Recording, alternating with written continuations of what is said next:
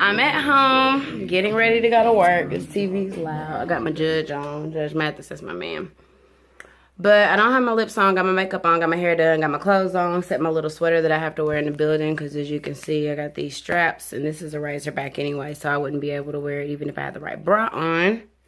Make sure my necklace isn't inside out. But as you can see, well, I don't know if you can really tell. Y'all can't tell I did a big chop from how I got it now in this puff, but I'm not saying I did a big chop. I did say big chop, but I did a good chop on my hair and I vlogged it a little bit. But y'all didn't see like the real deal chop, what it looks like not in this bun. And it's different. TWA is what I call it, but a lot of people wouldn't call it that because it is not like short, but it's way shorter than how I've had my hair even since initially going natural. If you don't know, I transitioned to natural, so I don't even know how long I did it. It's probably over a year, almost a year, that I wasn't getting relaxers. But I never really just chopped it all off. I pretty much just cut as I went. Like, as my hair grew out, you know, I got good new growth, you know, I just cut. Like, I got tired of seeing straight ends, I just cut. I never got like a big haircut, a major haircut, a haircut specifically to chop off my relaxed ends. I just kept doing it, just kept getting my hair trimmed righteously. I didn't get my first haircut until after I was totally natural, and it was a little while after that, and my hair was pretty damaged. So I just did a bob. It was damaged in a particular section because I cut my hair off, taking my crochets out, just like I damaged my hair now doing that. But it was just in the back nape area that I did at that time. I cut like 2 or 3 braids, the ends of my braids, when I was taking my crochet down in like this nape area a while ago. And I was kind of just starting cosmetology school actually. So I had my cosmetology instructor at the time. She was really sweet. She was cool. She was a good first instructor to have, I think. But we took night classes, so it was a little more laid back. So one night, you know, when we were done with work, I just had her cut my hair, and everybody was like, Dominique, you sure you want to do it? It's pretty long. You sure you want to do it? Because at that point, more natural people were kind of like, I don't want to say hair envy, but everybody who is natural or at different stages of natural knows, sorry, I was looking at the time, knows that you do have those envious moments, especially depending on, like I said, what stage you're already at. So a lot of the girls in my class were kind of in the initial stages, and by that time I was like way past the initial stages. I had 0 relaxer for at least 2 years after, you know, cutting all the relaxed ends off. So that was, like I said, my first haircut since I was completely natural, and everybody was like, you would do it? And I'm like, yes, y'all's hair is gonna grow back. I can't deal with this unhealthiness and or just like not uniform. It needed to be cut. So I had her cut it. She showed us the technique of how to cut a quick bob by using my hair as an example, and that was like my first real cut. So that grew out pretty quickly. But when I get my hair cut, it usually does. We'll see how this goes, because my hair has been just not growing in general like it usually does. So since then, I really haven't cut my hair on purpose. If I ever cut it, it was because I had damage. So I could feel the major difference in my hair. The colored process ends of my hair, I still have a few left, and I think you can't see the back. Well, you can see a little bit. I got a little bit left in the back, but I refuse to put any more permanent color in my hair. So I've just been doing rinses, and the rinse isn't covering up this blonde. It just turns it like a gray. So I'm just going to keep cutting and cutting and as it grows out just to get rid of it. But I've cut a lot of it off. I had a good bit up here that I've cut off, but most of it was back here. And my hair was just not retaining any moisture. I think I messed it up more when I was doing these 2-minute protein treatments and I was not putting enough moisture back into my hair.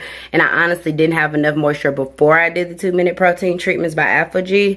And I was doing the protein treatments to try to get my coils back because the heat damage with the color, but mainly the heat damage, ruined my coils in a lot of certain places. So in the places that I had color, it ruined my coils more, the heat damage. But overall, it totally changed the texture of my hair. It loosened the texture of my hair. And I'm not judging anybody with looser curl patterns or whatever the case may be, but that's just not personally what I want, what I ever wanted. I don't want a loose curl pattern. I want my curl pattern. I want it to be a full coil.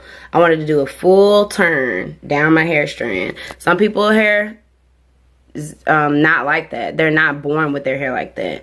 But me, I love my hair like that. Like, that is success to me. Success is not even just length. Like, it's health in that coil pattern. So I lost all of that by a professional over processing my hair. My hair began, my curl pattern loosened, and then my texture just became like haywire. It literally became like wire. Like, it was out of whack. It was way more frizzier than normal. Even defining my curls, there was barely any curls, mostly just fluff and frizz. Now it's pretty frizzy, but this is like day 3 or 4 of a 2-strand twist out, and I have not retwisted it. I have not added any more products. The only thing I added is some olive oil just for, you know, moisture, but otherwise I haven't done anything else to my hair. So that's why it's more frizzy now. But even with this frizz, you still see a lot of coils, and y'all, I haven't seen this much coils in my hair in a minute. So I put my big girl pants on and did what I had to do, cut what I had to cut. I need to cut a tiny bit more, but obviously trims are going to come. I'm not going to cut on it anymore until I get my next trim. And I'll probably get my next trim after, depending on what next hairstyles I do.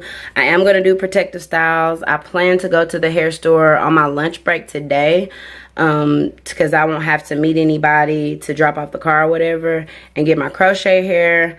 I was supposed to do it this weekend, so by the time my off day comes, I could already, the night before my off day, braid my hair down and then just crochet it the next day, which I still plan to do if I can get to the hair store today. So I plan on going to the hair store today, the one that has the most options in crochet hair, I think. I love Free Tress though, so that's the one I can count on, so I might just go with Free Tress. There's a certain store that has a whole bunch of crochet options, then there's another store that has a whole bunch of Free Tress options, and I just know that's a brand that lasts very long. I started out with the crochets. I decided to go back to the basics with my crochets and not just wearing them, because I did start wearing them for a while because I thought the stress, the hooks were, you know, my hair was shedding and coming out like in clumps. Like, I could just touch my hair, pull out hair, touch my hair, pull out hair, just rub my hand and pull out hair. So, I think it was a combination of the crochets. My sister has started doing my crochets. While she's awesome, she has a lot of tension when she braids, and then my hair in the state it is and it couldn't handle that. So I think it was a combination of that tension, the crochets hooking through. When your braids are too tight, it's not healthy to hook the crochets through it, especially if it's not bulk hair. If it's anything thick and rougher bulk hair, or if it's not bulk hair and it's like thicker twist, box braid crochet hair, is not going to be good to put that hook, no matter how carefully you're putting it under there, and pull and knot your hair on really tight braids. So because of time reasons as well, I'm going to go back to doing my own crochets. I was doing good. Like, my hair was growing really good when I was doing my own crochets. They look good. I'm getting better at my braiding, so it should be better. But I braid better on other people, obviously. And I'm going back to the basic braid pattern when I say back to the basic crochets, because in my vlog, my other vlog, I explained how I ended up chopping so much on this side. And it's just too crazy braid patterns, trying to do all these different styles, the new stuff coming along on crochets. It's just too much. So I'm going back to the basics, where I literally YouTube crochets for the first time years ago when they first came back out. My 10 straight backs that I'm going to crisscross right here at my crown, and then I'm going to combine them into maybe 4 or 5 big braids, period. I'm not doing nothing else crazy. I won't do it. Like I said, I'm going back to the basics. So when I take my hair down, I can do it a lot more safely and soundly. So I can move forward and stop losing hair every single time I do my crochets. Because the point of it is to protect my hair and encourage the growth. So that's what I'm going to do. I'll talk to y'all later.